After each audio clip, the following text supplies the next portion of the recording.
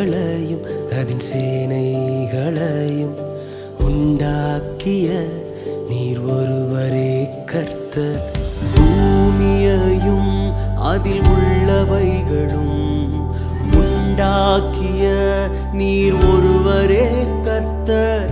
சமுத்திரமும் அதில் உள்ளவைகளும் காப்பாற்றும் நீர் ஒருவரே கர்த்தர். நீர்